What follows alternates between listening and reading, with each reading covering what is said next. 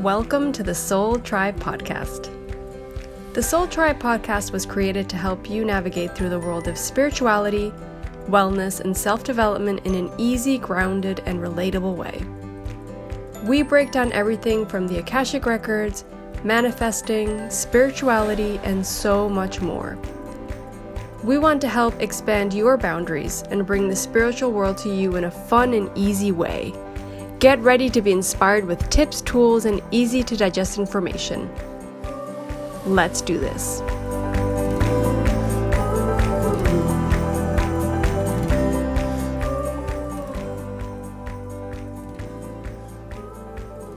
Hi everyone, and thanks for tuning in to the Soul Tribe Podcast. Today's episode is going to be about soul contracts. This is a really interesting topic because there's a lot to cover, there's a lot to talk about, and it can explain a lot of things that you don't understand that's going on in your life, or things that pop up that just kind of feel deja vu-y. But we're going to go through what can be recorded in your contract, what can be agreed to, how it will affect you, and why it might be there. Obviously speaking from a general standpoint, because we're just trying to talk about it for everyone, and so everybody's contract is different. So we can't get into too much detail, but we can get into the whys and the hows and what and the whats, right? So, Lorena, maybe you want to start off and kind of explain to everyone what a soul contract is? Sure. For me, a soul contract is... it's kind of an agreement that we have with our soul. This is before we come into this life, into this specific body. We choose all of that. But the contract basically is maybe lessons that we need to learn with certain people, through certain people, really. It's not even through certain people, people we need to meet, things we need to live, things that need to happen to us, circumstances that we need to live. It's all things that we decide before we come into this life. Our soul decides before coming into this life. And it will allow us to learn lessons and to grow and to move on to a new stage when we reincarnate into another life. I think that's kind of like the resumed version of it. But yeah, that's what a soul contract would be for me. Yeah, that sounds about right to me too. It's basically a contract that your soul agrees to on another dimension that covers everything that the life or the incarnation that's going to or about to happen is going to cover. What you're going to learn, what you're going to take out of it, what struggles you're going to go through, what individuals you're going to bump into, who's going to be important, who's not going to be important. Are you going to have awakenings? Or are you going to become a certain type of person? What body you're going to have? All these things, all of it's in the contract, and it's all pre-agreed. Your guides and your soul agreed to it. You work together in conjunction with your masters and your guides to create this plan that is going to be what is going to be the incarnation that is your life. So, okay, let's go through the points of some of the stuff that we really rapidly just talked about that's in the contract. And so I thought it was a good idea to start with the body because you're incarnating into a new body, right? So it might sound weird to maybe someone who's new to soul contracts, but the body that they call it, the Akashic records always call it, the masters always call it the box. They always say the box that you chose or the box that you live in, right? It's the box that allows the soul to live on Earth in this case, because there's other planets, but in this case it's the box that's allowing you to go through the life, this incarnation on Earth, that's allowing you to have all these experiences. So that's why I decided I wanted to talk about it first, because without the body, you can't do any of this. And so you can actually pick what kind of body, you'll be picking what kind of body you want. Do I want to be tall or short? Do I want to be a woman or a man? Do I want to be, do I want to have a more slender? I want my genetics to take me more to the slender or more to the chubby? And yeah, sometimes you pick negative aspects of the body, like you might pick to be sick. And that's because there's something pending that you didn't learn. Or funny enough, Lorena, I had a Akashic Records reading last week. And it was the first time I heard the Akashic Masters talk about this. And they talked about how if there was a previous life, because they had the individual had asked about a very sick family member who had passed away. And so I'm not sure what age they passed away because I didn't really talk about that with them, but we talked about the fact that that individual went through what they went through because they had abused the body in a past life. They had become a complete drug addict. And what had happened was the addiction was pretty bad, but the body survived it in that life. So that individual was able to consume a huge quantity of drugs. What I was seeing was like sniffing and nose, so it seems like cocaine, right? But they were consuming a large quantity of drugs, and they were sharing it with other individuals. So they were sharing that relationship of like, I don't know, let's get drugged up together, right? So the other individuals actually ended up passing away either from organ failure or they just overdosed, right? So slowly this person was contaminating other individuals around them that became addicts. But that body, that incarnation, that body survived it. And they ended up dying of natural causes. And so in this life, that soul had decided to come back and not be able to carry out the rest of the life due to the body breaking down at some point for whatever sickness they got or wherever they were getting it. That wasn't really the important part of the aspect. The aspect was to leave sooner because the body no longer was able to push any longer on Earth or be any longer on Earth. And that was a karmic lesson. Take care of your box. Be thoughtful with your body and your box, because if you consume negatively or you don't care for it and love it as much as it loves you, in another life you might get another, you might get another deal, and the body you get is not going to be that great. Yeah, especially if you, I think, mistreat it in some way, because that's karma in some way, right? You'll have to learn that lesson in another life, and it's not like we have to live our lives always thinking about that. You just live the way that you feel is right for you, and if you know better, you do better. But I think that's something some people might ask. It's like, okay, great, we have free will, and that's just something that came up now. And I don't know if it's because I have the Akashic records open, but we have free will. We have so many ways to decide things in this life, and one of them, I think, is taking care of ourselves, taking care of our mind, our spirit, and our body, and our mental health kind of idea, I guess. But we have a say in that.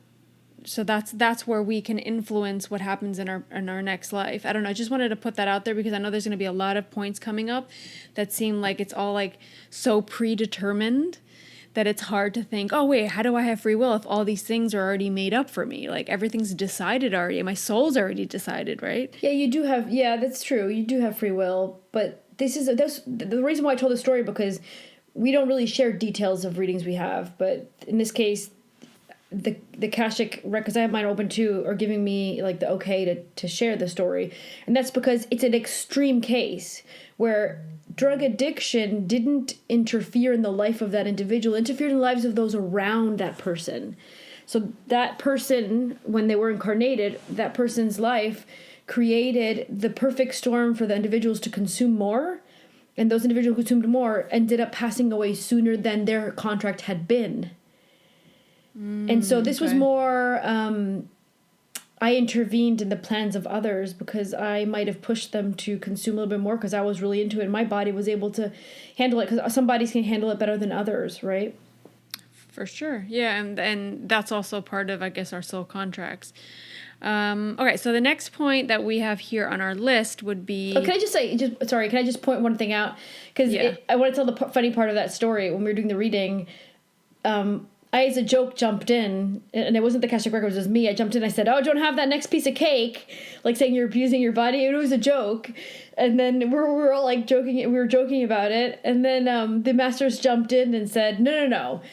Don't confuse enjoying with abusing. So the whole thing was, you're permitted to come and enjoy that piece of cake. And you're permitted to come and enjoy that glass of wine or whatever it is that you think, should I not have this today? Should I not? The thing is, part of the life experience that our soul has on earth that it doesn't have when it's not incarnated is, what's the word in English? The taste buds, sorry. I was thinking about it in Spanish. The taste buds. We actually are given taste buds to enjoy these tastes and these experiences. So you're allowed to have that piece of cake. Just don't have 20 pieces of cake that your body's going to freak out. And so it's like overdosing on cake, right? That's when that's when it goes from perfectly enjoyable, okay, to accepted, to now it's irresponsible and abusive to self. That there's a line to draw. That's basically what they were trying to get to me at. You can enjoy it. You're supposed to enjoy it. Just draw a line at extremism. Yeah. Yeah, and I think that's with anything. It doesn't have to be just with food. It could be with, anything in life. Working too much or exercising too much or not eating enough too. That could be a thing, right? Okay, so point number 2 that we have on the list is your name. So your name is also on your soul contract. So that means, just so people understand, your name has a specific frequency which will attract or push away certain things in your life, and it is connected to your overall mission in your life. So I think a good point here to make is, like, every time we do an Akashic Records reading with anyone, in order to open the person's Akashic Records, we need their legal full name. Why does this matter? This matters because what happens when you marry someone? You get married, you might change your last name. Your name changes, your frequency changes, you've decided things might change in your life. So if I were to use your old name, not your actual new name that's by law and what's like on maybe all of your like passport, your driver's license, whatever, I'm not going to be able to do the reading for you, or Lucia wouldn't be able to do the reading for you because you're not tuning into the actual person. The name that you have, even if it changes, and it may change more than once in your life, that really depends. And some people, like, imagine cases of people that change their name willingly. They don't like their name and they go and change it. Like, that also happens. And all of that will create a frequency and attract certain things into your life. And that's all connected to every other aspect of your life. It's all connected. Yeah. So the name has a frequency, and it allows you to either tap in more strongly to something that you're trying to get to in that life, the mission, or it's actually there to create a barrier to make something difficult because it needs to be difficult for whatever exact reason, right? So it can be one or the other. And the changing of the name, yeah, it's funny. Some people in readings, you'll be like, hey, I need your legal name. And then they'll give you, like, you have no middle names? Oh, yeah, I do. Okay, that's your legal name. If you have a middle name, that's your legal name, man. And so I think the best way I always say is when I do a reading is, okay, I need your legal name. Give me the name that's on your passport, the one that you're permitted to travel around the world with. That's the name I want. Because some people don't get it. I don't know why it's so confusing to them. Well, they don't understand that might make a difference with an Akashic Records reading, but it could be the difference between getting a good reading and getting a reading where you're not even getting full responses or like any responses related to you, because you're not giving all the information. You know what I mean? Or you're getting information that's not completely in tune with a new name, because it does actually make a difference to change your name. And that also was one of the things that. Sorry, keep going. No, it's okay. Go on.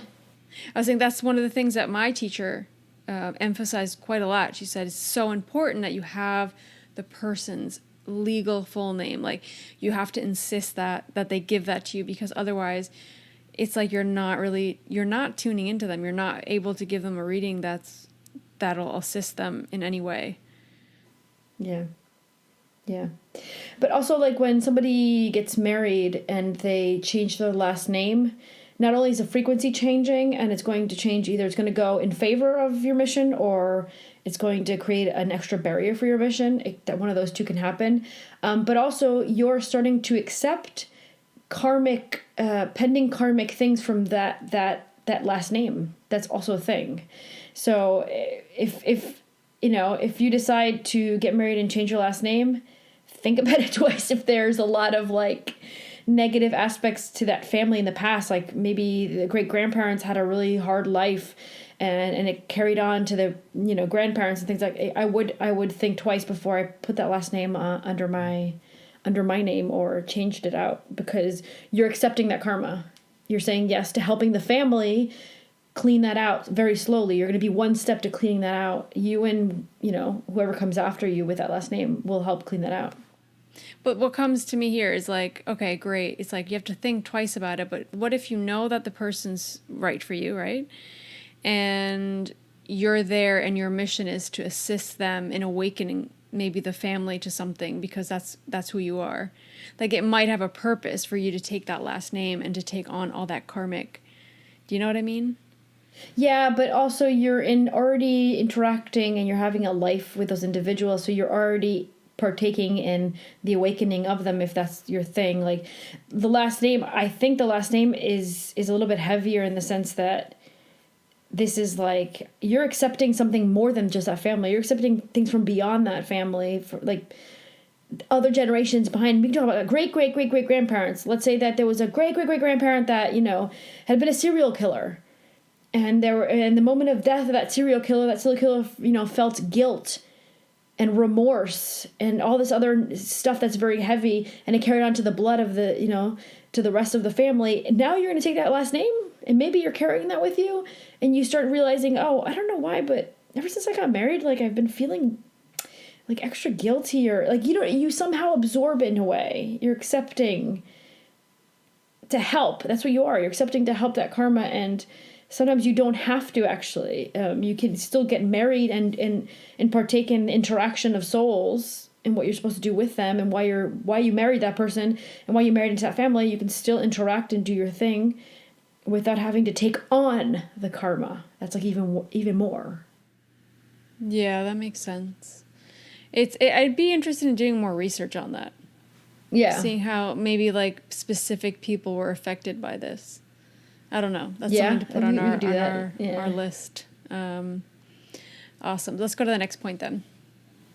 So specific personality characteristics or traits, if you're a happy person, if you're optimistic, if you're a negative person, if you're, whatever it is that defines your character traits, it's highly probable that it was put in your soul contract, and also it was known that it was going to be part of your life, right? It was known that your brain was going to function that way. You were going to have that body and that name, and you were going to function this way, and that was your train of thought. That doesn't mean that you have to think that way the rest of your life. It could be part of, like, your contract could be, you're going to have this personality, and you're going to have to learn to break it. You're going to have to learn to be more responsible, or you have to learn to be more positive, or you have to learn to be more optimistic, or whatever, whatever it is. So, but we pick a character trait, a personality, for a specific reason, and usually it has no similarity in the characteristic traits of the soul in itself. Because when we're not incarnated, our soul also has a personality, and it usually is not the same as the one that's currently incarnated. Yeah, and one thing that they're telling me to point out is that's also linked to a lot of things that come before. It's like when we're being born, and they give me the example of us, how you were born and how I was born. We both had our own difficulties when we were like coming into this world. Our mom had her difficulties with it as well, which are attached to that. But we had the same upbringing, yet we are completely different people. And I'm sure there's thousands and thousands and thousands of people out there that would say the same thing. And this just, in my mind, proves it. And they're showing me that that's a very big reason behind us all being so different and so unique. Because we've chosen to be unique. We've chosen to be different. And we shouldn't look to be like anyone else. We're one of a kind, right? And it doesn't matter sometimes how you're raised or what has happened, or specific people that are around you. Your personality is definitely attached to you when you come into this world, and you're supposed to have that personality because of what's coming up next. The next point in here is because of your struggle and your karmic lessons. So it's embracing it and realizing and deciphering what works, what doesn't work, and what you want to separate from in this life. Being able to separate from what no longer serves you or what you realize is a burden to you, personality-wise and characteristic-wise. Yeah. And then while you were talking, they sent me a little deeper into the example that you gave about us being born into the same environment yet being so different. And also the personalities you choose and the struggles that are chosen for this incarnation, sometimes in the younger years, something specific and independent to you will happen to enhance a personality trait that they need to be a bigger part of that person. And so they showed me an example of us again. So when I was born, I was very sick. And they didn't know if I was going to survive, if I was going to live or not. Mom at some point thought that I was just going to die. The doctors didn't know. They kept telling her that I was going to die, I was going to make it. And that was literally part of the plan for my soul to go through that, for the little baby to go through that, because I was supposed to learn to push past the lines that someone said and says, this is not going to be able to be. And I'm like, no, this is going to be. I am going to make it. Or, when someone puts a boundary, I don't take that boundary. Usually my personality is, I'm like, you put a boundary? No. Now I'm walking over your boundary. And if there was no boundary, maybe I would have stayed here. But if you put the boundary, and so that's a characteristic trait that my soul chose, because I was supposed to learn to push past things for many, many reasons in the contract that's there. At the parallel of that situation was you getting very little attention. You were getting no attention because all the parents and grandparents were all concentrated on the sick baby, right? So they're concentrating on me, and they aren't able to actually give the attention that you deserved and you wanted as a child. You went from having all the attention to barely any at all. And the struggle of the little girl that was you, was actually to help you learn to love yourself and be in yourself everything that you needed to be, not find it externally. So that was the first step to that lesson that you were supposed to start gaining in this life. That was a big struggle that was planned in your contract, right? Totally. So that's an example of how two siblings can be raised in the same atmosphere, environment, with the same parents, and just one little thing, or in this case it was a little bit bigger than little, but one thing can create a total different reality for both of them at the same time, but at the same time feed them what they need to gain a personality trait that will later be something they need for their mission. Totally. That explains it perfectly. And the dynamic that we had, and how if it hadn't worked out that way, how would I be learning, and how would I be where I am right now? Like it wouldn't, I don't think it'd be possible, or I would have had to learn it in a different way. Some way I was going to learn it, some way I was going to have that struggle so I can be where I am and go through everything that I went through and to grow from it. And to realize, first was even realizing it. Sometimes it's even you realizing that you have that specific thing to learn. That's the hard part, because a lot of times you don't realize it. It depends on what it is, but it can be a lifelong thing, right? But yeah, the big mission is usually takes almost the entire lifetime. Yep. And just to keep on going with the same point that you were going on, the struggles. These struggles struggles would be another part of our soul contract, right? And that could be something involved with career, family, love, money, ourselves even. And these are all struggles that were pre-contracted, established before we came into this life, because we need to learn something through that. And we will only learn through that struggle, or through that situation, or through this person. So it's sometimes very hard to wrap our heads around when we do a reading with someone and the person's like, well, I don't understand why this is happening. And then they might make them understand, or give them the example of, this is something that was supposed to happen, and the person cannot wrap their head around that.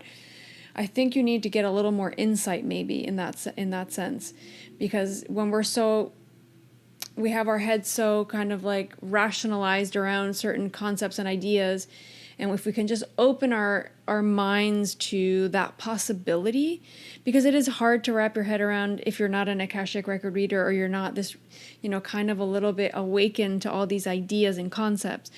But if you can just open your mind a little bit and just realize that might be a possibility, then that's when you're going to start to grow and realize stuff. But even I think sometimes for me, what helped me realize that is actually how it works and they're asking me to give this example, is looking back on things that have happened to you that were really hard. They might have been very painful. They might have been, they're saying like heart-wrenching, like something that was super difficult for you and that you were able to get through and actually like step out of and realize that you're much more than that situation you were in, or that you learned something from it, grew from it. It's more so looking in, not so much out at what the other person did or what happened.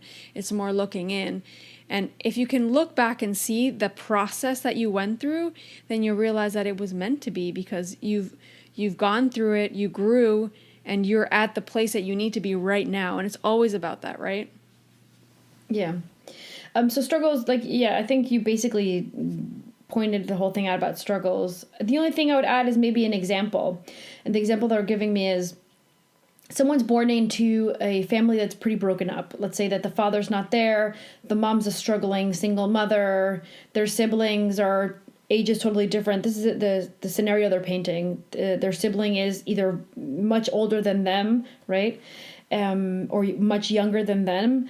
And so they can't bond even with their siblings. So they feel very isolated. Their family feels very broken up, and it doesn't feel like this sacred union of love that you're brought into the world. That's your struggle there. That's a pre-planned setup.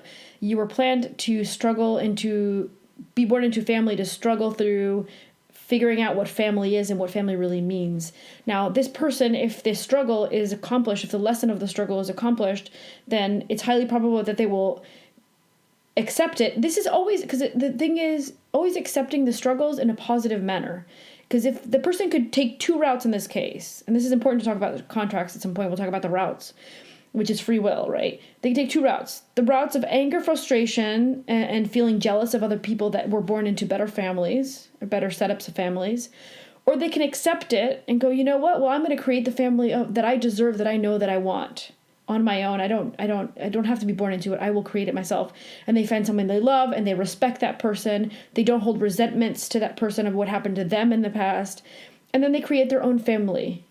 And then they created this new reality for themselves that is the loving environment that they knew that they deserved. So that's it. That struggle was overcome in a positive manner, and it was learned, it was accomplished. But then there's the free will that we had talked about. Contracts set aside points. You're gonna learn this. You're gonna have to learn this. You're gonna have to go through this. Blah blah blah blah blah. But you don't have to, and you don't have to end up doing it. You could choose something totally different. So the route of taking the negative route in this person's, let's say this person, instead of deciding to create their own family, they decided to stay in anger and stay in a negative place. They would have ended up creating a negative aspect for their future, and they probably would have stayed in a bad place for the rest of their lives. And when they disincarnate into life, they would have found that they needed to do it all over again, that they didn't actually accomplish it. So it's important for us to, like you said, know our struggles, accept it, but also try to take it in a positive manner. Go, okay, you know what? This did happen to me, and it's for a reason. And yes, it wasn't nice, and it was heavy, and it was heart-wrenching, whatever it is that you felt. But I'm going to love myself and give myself something that I know that I deserve that's better than that situation that I went through just now, right? Yeah, that's such a good point that you were talking about. It's I think we need to do a whole episode on free will, because it'll be a good way to show the difference between something so kind of, I don't want to say structured, because it isn't structured. The contract is a structure in itself, but it has paths and ways that you can go and things you can decide, and the free will aspect of it. So I think maybe that'll be another episode. But the next point on in relation to the contracts is the karmic lessons. And I believe we did a whole episode on this, didn't we? Well, we talked a lot about this, at least. We talked a lot about it. I don't remember if it's an independent episode. We did talk about, I remember talking a lot about karma. Yeah, that as well is like a whole episode as well, but we'll quickly go into it. And we don't want to look at karma as like a lot of people say, it's like payback, or you do this to me and I do this to you. It's not really about that. It's a lot deeper than that. It's a lesson that you need to learn, or something that you need to acquire in this life through an experience that your soul has to go through. And it can be through another person. It can be through a specific situation that you need to go through. But I think karma, a lot of times people can tie it to an individual. I did this to you in this life, so you're going to do this back to me. And it's a lot deeper than that. It's a little bit more complicated than that, and it's not this negative. I wouldn't look at it as negative per se. I think it's about growing. I would say, I would equal karma to growing directly. That's it. That's what I see. I would, it's equal to learning, and it's equal to the soul evolving, because as long as the soul has pending karmic lessons, it can evolve to or ascend to another level of the dimension, right? So as long as that's weighing down on the soul, the progression is going to be minimal. So yes, getting a karmic lesson cleaned out in this life, or accomplishing the lesson in this life, allows the soul to ascend a little bit higher and gain a little bit more knowledge. And also it's important to note that if I have a karmic lesson in this life in my contract, and I don't, and let's say I fail. Failing means I didn't learn it. That's what failing means in that case. I didn't learn it. I totally took everything in a negative aspect.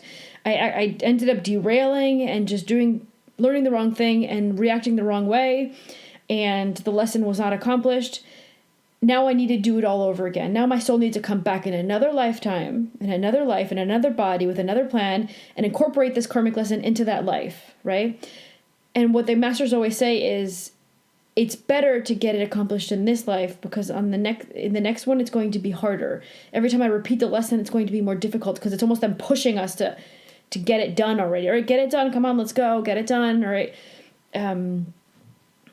And so it's not payback. It's not an eye for an eye. And I have an example to give that they're setting aside. So let's say that there are two souls from the same tribe, the same soul tribe. They've worked with each other in many lives before, but there's this one karmic lesson pending from one to the other. That one has to teach the other. That was usually karmic lesson is, for example, they taught me, now I need to teach them. So it's back and forth. I taught you, you teach me. It's love. I loved you enough to teach you this. Now I need you to love me enough to teach this. And imagine the situation where there's a woman in an abusive relationship where her husband or spouse, whatever you want to call it, beats her, right? Abuses her in whatever way. And there's some lesson that individual needs to learn from that situation. Maybe it's to break free. Maybe the lesson to learn is get out of there and love yourself and don't let yourself be manipulated. Whatever the lesson is that they needed to take from that aspect, or maybe it's because they were the abuser in another life and the soul's treating them that way to learn to be a victim. Because sometimes we have to learn to be victims. That is actually a thing. So that soul loves that other soul so much when they're not incarnated, but it loves you enough to decide that it's going to make you miserable in this life so you can actually evolve once you leave. Now that's love. Like, come on, because they're going to hate, once they disincarnate, they're going to have to relive the things that happened between the relationship of the two, and they're going to feel really bad because they're going to have to feel what you felt. This is called the review. This is when the body disincarnates, there's a moment of review where you feel what you made others feel. That person's having to go through that. And they already know it. That soul already knows it. So imagine the amount of love that soul feels to the other, that they're like, okay, I'll take on that. I'll take on that karmic lesson for you, because I love you, But we're human beings. We're incarnated in a body, and we can't seem to accept that. We put ourselves in this victim role and ask, why me, and get nowhere usually with it, right? And it's really hard for us to accept this. Yeah, and I think that's something, we don't all come into this life to live this easy easy life, right? It's sometimes a lot of struggle some people have to go through, some really dark stuff. And that doesn't mean you can't get out of it in this life. It might mean you just need to learn something, and you have to learn the hard way for whatever reason. Like you were saying, it could have been because you didn't learn it in a previous life, or because it just needs to be that hard because it was that hard and the roles were reversed in another life, and you just need to understand how the other person felt. It's tricky, right? It's like, how do I understand and have empathy for the person? But at the same time, you were talking about the review. The review is once we've left, the soul's left the body, right? And you're there to review everything that's been on the contract and what's happened in your life. You went over this in a previous episode about the journey of souls, right? So I guess I believe that people can do a sort of review in this life, and that's what's kind of coming up for me now. We can realize our errors in this life, and I think that's also a karmic lesson for the other person, to realize and have empathy for what they've to the other person, what they've done to the other person, basically. So I do think there can be a sort of review in this life, or forgiveness, or apology, forgiveness type interaction. And then that only assists when the souls leave this incarnated life, right? Yeah. I think that also covers life experiences to have. So certain experiences you're going to go through, that's kind of under struggles and karmic lessons. There's certain experiences where like you're gonna need to break up with this person, because in that breakup you're gonna learn this. You're gonna need to have a fight with, I don't know, your sister, because when you fight with your sister, this is going to happen. You have to have an unhappy moment around this age with this person, because that's when you're going to wake up to this and this and that. So there's reasons for life experiences that are pre-planned. And sometimes those life experiences that are pre-planned are actually a way for you to wake up. It's like a wake-up call. So sometimes wake-up calls are pre-planned because it's already known that you're going to go down this path. You're going to get a little bit lost. Then this one life experience or one event's going to come into your life, wake you back up again, go, whoa, there must be more, or figure something out. And then you continue more awake in the rest of your journey in this incarnation. That's a good experience of my life. I was semi-awake. I wasn't totally sleeping, but I was semi-awake. And then I had this explosion of an event in my life, and it kind of brought me more closer to the center. I had to reconcentrate with myself, recenter myself, refine myself, and go, wait, I'm off. There's something off here. I'm missing something. And it kind of made me realign. But it was also part of the plan. It was two things that were coming into play in my situation. It was a karmic lesson I had pending with that individual, and then the life experience that had to happen towards the end of that lesson so that I could have that wake-up call, the awakening. And that's usually how it works, I think, with these like really difficult situations. And I think the same way, and that's why we should always be thankful for these things that happen, even how hard they are. It doesn't matter, because they realign us. They redirect us in the way that we need to go, the path that we need to go, if we're listening to our inner knowing and to what feels right. Because like you said before, we have the free will to say, oh, whatever, I don't care about this. I don't care. I'm going to go down this other path. And it doesn't matter what I'm actually feeling or what's actually going through me, or what I'm going through. I'm just going to stay in this state of anger and hate everybody and not do this or not do that. And that's I would say probably against your soul contract in a way. So it'll just become more and more difficult to realign with yourself. So that's good to be listening to yourself, I think. Because if we really listen to ourselves and can get insight on what we're feeling and our emotions, then we can move forward in a better way. So that also kind of covers things to overcome. Yeah. Sometimes there's a certain emotion we need to overcome. There's a life experience that's going to come in, and it has to teach me how to be alone with myself, solitude. Sometimes I have to learn to fail. Failure is a big one. So things to overcome I have it under more the category of emotions. And that can also be emotions you will experiment through in this life. Sometimes there's also pre-planned emotions you're going to live. I'm going to be having a phase in my life where I'm going to feel a lot of solitude, but this is supposed to help me figure out who I really am. That's an example, right?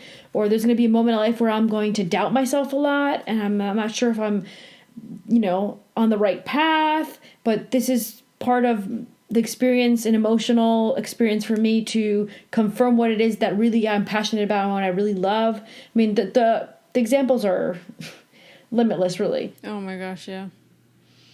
Okay, and then the next one for soul contracts would be emotions you will experiment through or go through, I guess.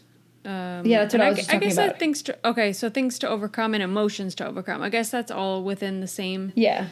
Okay, perfect. Okay, sorry. Yeah, but the thing is, they made me separate this because things to overcome were, it was more in the aspect of struggle, because you can have a struggle that you're planned to live, but there's struggles that you're supposed to overcome. Some of them you're just supposed to live through them, but some of them you're supposed to overcome them. So they somehow made me categorize this differently. And then emotions you will experiment through, it's because you're just supposed to learn to feel that feeling for some reason, whatever reason it is. There's some lives where we've incarnated and we never felt guilty. We've never felt resentment or empathy. These are all emotions at some point in this life. Maybe I plan to go through them because my soul never experimented feeling those things incarnated in other lives. So that's why they separated it, because it kind of is a category in itself, even though it's not. Yeah. That makes sense. That makes total sense. Okay, so the next one would be relationship with self, and I think this is a huge one because it's like our body and our self-awareness, our self-love, and that could be, I don't know. I feel like with a relationship with self is like the starting point with anything, and I think that would be probably one of the top things that you would have on your contract, right? Like, where would you start? You'd start with, I don't know, that's what I feel, at least. It would be like yourself, your body, yourself, your situations with self, and then you'd move on to how these people around you would help you with that, right? Because for me, like you said, and that's something I have very kind of in the front of my mind all the time when I'm struggling with codependency or something. It's like, okay, this situation that I lived through when I was a child that was no one's fault. It was what had to happen, of you being very sick and then mom and dad having to pay so much attention to you because you were literally like dying. They didn't know what was going on with you. Made me become or feel that I wasn't worthy of attention, or I wasn't worthy of love, or I wasn't worthy of whatever. And then I've had to struggle through that and have an awakening through situations and things that have happened to me. But if I put my finger on one thing that kind of helped me through that, I don't think I could. I feel like everything that happened from that moment until maybe a year ago or a year and a half ago or two maybe, it all was an accumulation of me learning that lesson and first realizing it, people saying it to me being in relationships that were horrible or like didn't serve me in any way, and then me becoming so unaware of myself and not loving myself to put myself in situations that were like not healthy, right? And I think the relationship with self is like, it's linear, but at the same time, it's like it has to be so many things clumped into it for you to learn about yourself, right? Like, it can't be just one thing that'll help you learn. I don't know. That's the way it's coming through for me. I think you're looking at it from the aspect of you, because you have a really heavy contract that has a lot of parts that has relationship with self. But that's because you're carrying from other lives the lack of relationship with self. Almost like never accepting yourself as an individual person. That's like a thing you carry. So that's in your contract, which is why you think you would put it first, because that is literally in your contract. It is one of the first things for you. Maybe, yeah. Yeah.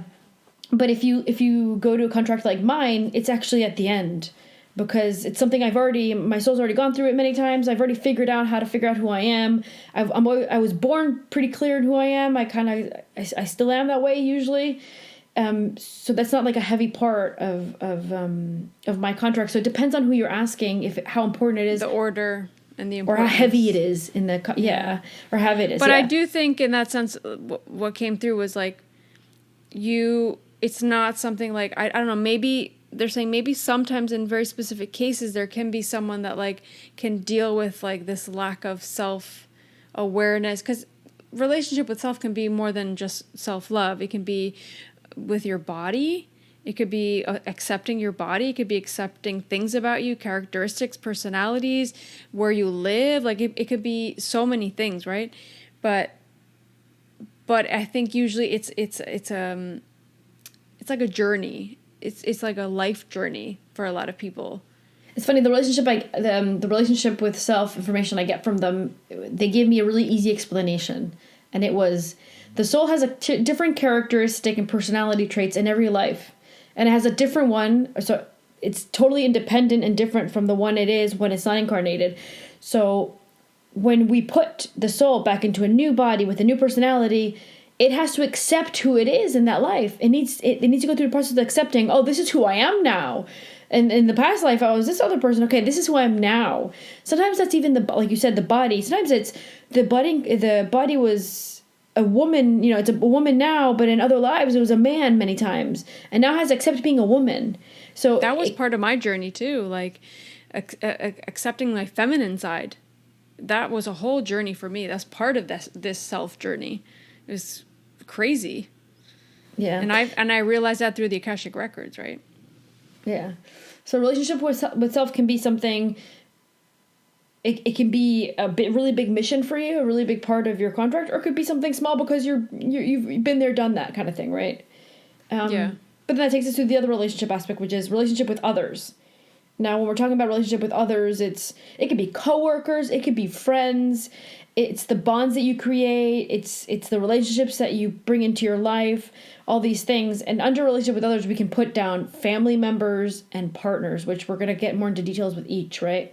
But in our contracts, we're putting down in the contracts, I'm going to bump into this person, and they're going to be this for me. They're going to teach me this. I'm going to spend this amount of time with them, and then they're going to leave. So it could be someone that's in your life for a brief moment of time, but they're there in the contract. They're there because there was something specific that you needed to learn, see, or create with that person, right? You need to create a different reality with that person. Take something from that relationship, even if it's a coworker. Some of us have like jobs where we've stayed there for 4 or 5 years, created a bond with a coworker, and then maybe after work, you lose touch. Oh, let's one of us leaves the office or goes to a new job, and you go, let's keep meeting up, and then you do maybe once or twice for coffee, and then never see them again. That's not because you both are not interested in each other anymore. It's not because you guys don't care about each other anymore or don't support it. It's because that phase of the contract ended and the connection isn't as strong to meet up again because that's done. The contract part of that relationship has ended, so there is no actual reason for us to meet up as much or as frequently as before. Yeah, and that's the greatest way of learning, right? Like through other people and relationships. It's really the main way of kind of growing and learning about ourselves and situations. It's these ties that we have to people, well, souls, I would say, that help us grow. They assist us. And that's why I think everyone that comes into our life is somehow a master or a teacher, right? A teacher probably. But they all help us grow, and we help them grow. So we have to also see ourselves as that. It's not just everyone there. No, we're there to teach people things too by our actions, the things that we say and things that we do and how we interact with people, and that's all part of our contract. Yeah. So that's part of it. Then we have family members, which is really important. Family members I would put down as parent, sibling, children you have. So family in close proximity, right? They're totally planned. Like they have a complete total purpose.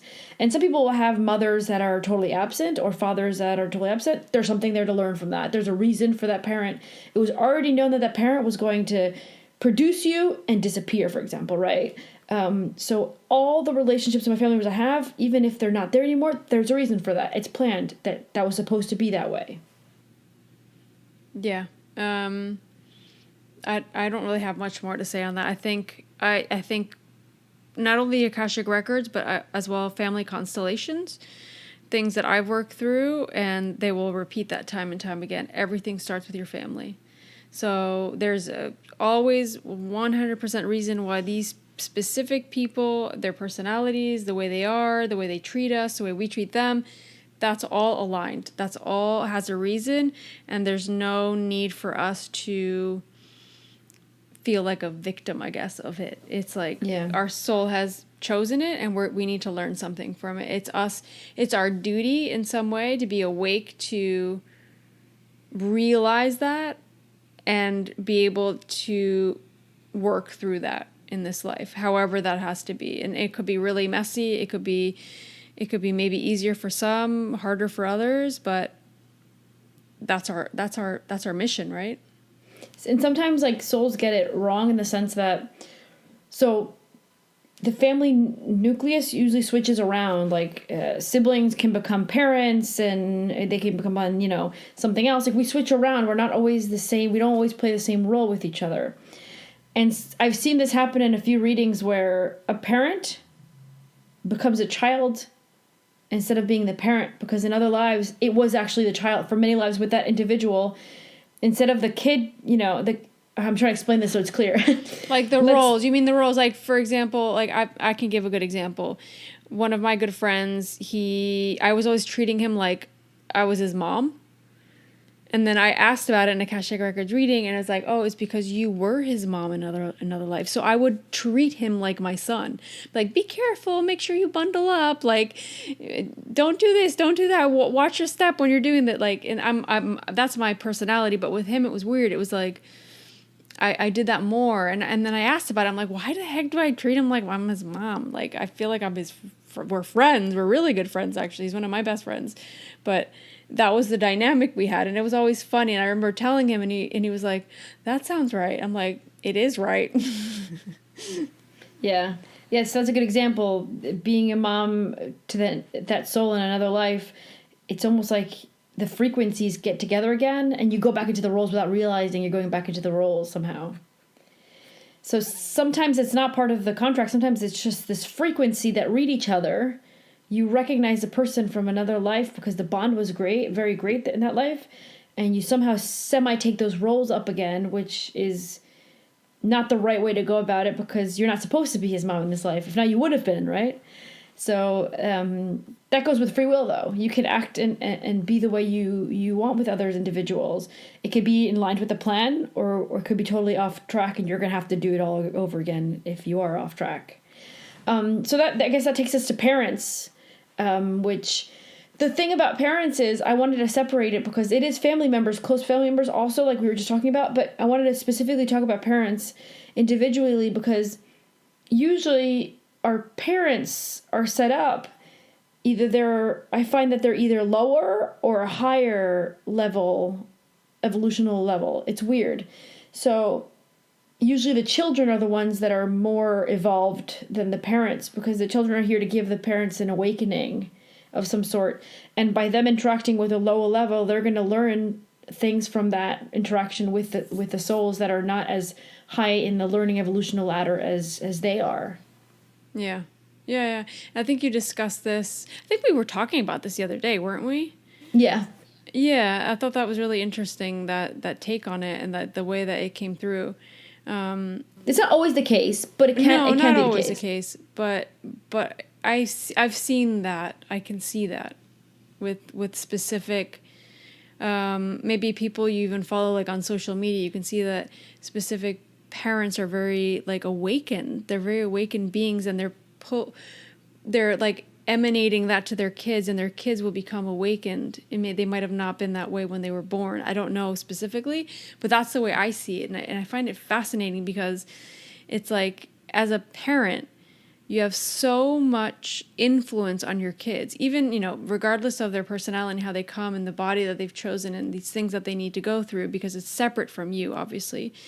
But it's just so crazy how we can awaken kids today, and we can put them on this path of like understanding themselves, understanding their emotions, becoming like emotionally intelligent, and being aware of like, I don't want to be mean to this person, because that would that would be horrible because I wouldn't want to feel that way. And like being very aware of stuff, I find that amazing. That just reminds me of like me and Aurora. When I clean the house, I usually clean, like, I do like deep clean of the house once a week usually, right? And the same time that I clean it, I cleanse it. Because I like to like get rid of dirt and get rid of energy, negative energy at the same time. So I clean it and then I cleanse it, and I'll have my little like it's like a tapa bowl where I burn my sage and I burn like an incense cone, and I go around like asking for negative energy to leave. So it's like a little bowl because it's a tapa bowl. And Aurora one day came over with her bowl with apples, like sliced apples, and she would put the bowl, walk around with the bowl like me. Oh my God. It was so cute. And yeah, and I put like crystals under her bed, and sometimes I make like a little grid to help her sleep better. And she'll check under the bed, and if they're not there, she will freak out. She'll go, rock, rock, rock. Because like, she knows the crystals aren't there. They see all that stuff, and they probably feel it more than see it, I imagine. That's probably why she's like so like, freaking out about it, right? Yeah. But yeah, and I think, I don't know if partners would be one that we want to go into before we end. Okay. It's funny because all the experiences of partners that I've looked into is we also are really comfortable with roles with each other. Souls do change up relationships with each other, but I find that partners tend to be partners a lot, like more often than anything. It almost seems like souls are more comfortable being partners, and no, I don't really want you to be my mom.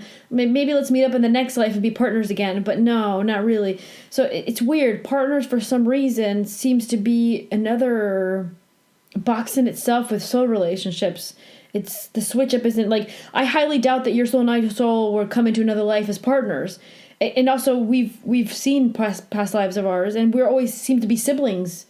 We were twins in one, and then we were siblings in another. So it seems like souls are still comfortable with each other staying in a category, even though they can switch up.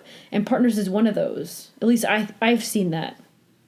Yeah, no, I haven't specifically seen that myself, but that makes sense, and that seems right from the things that I've seen come up in readings. But I think more so, I think it's because we're probably, our souls are so connected, maybe in our specific case. I don't know about anybody else's, but that we want to help each other learn. So the best way to do that is to stay within this, like, because partner is it could be we could be a partner, work partners, right? I don't know if this means specific, just partners, like relationships. Yeah, relationships. Is that what you see? Okay, so yeah. So in this case, like, I don't know, maybe not for us, but for us, I specifically feel that it's been because we need to help each other, and we've helped awaken each other. But with partners specifically, I think every like reading I've had is so different, but there hasn't been one reading where there wasn't a reason for that partner to be in that person's life. Yeah. There was always a reason. There's like 100%. Be it for them to wake up from something, or for them to like love themselves more, or for them to like just grow and see things a different way. It could be as simple as that, right? But it's also about us teaching that other person something, because it's not all about the other person. We have to think about our impact as a soul on everybody else around us, like I was saying before.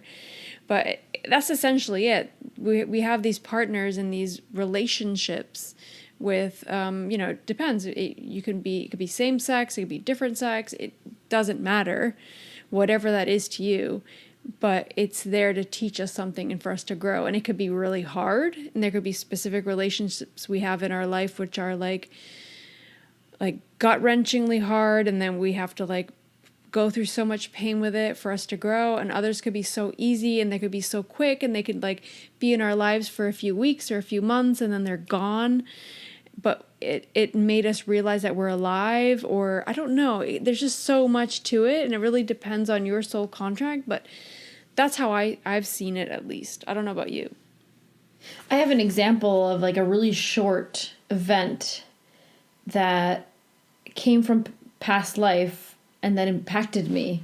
and it was with one of the previous people I had as a partner in my life, which I'm not going to get into detail too much of the backstory because it's really long and it doesn't really matter. The point is that this individual in my life had at some point left me high and dry, like totally abandoned, right? Totally abandoned.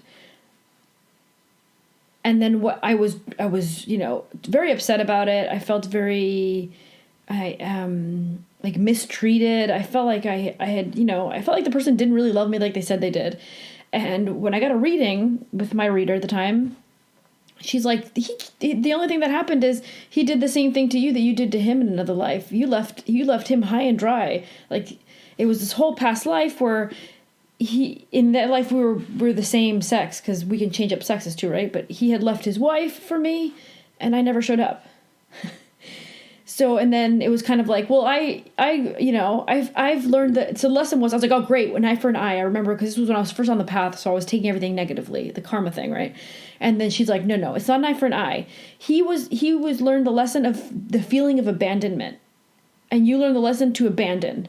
And now in this life, you guys switched it up, and he learned to be the one that abandons, and you were the one who learned to have the feeling of abandonment, to feel what it is to be abandoned. So now you guys did full circle with the lessons. Now you've taught each other. Now there's nothing there on that situation that has to be recycled through. It's closed. It's a closed circle. It's a closed lesson, karmic lesson, and it's done with. But so sometimes something awful that somebody does to me, partner-wise, could be that my soul did it to that soul in another life, and now I'm here to learn what it is that person felt. I'm here to feel it myself. Yeah, and I think something to point out here, because people might take that very literal because of your situation, maybe, but it doesn't always have to be that the same exact thing happened. It's maybe a similar emotion, yeah, but done in a completely different way. It was a different life. It was a different place. It was a different situation.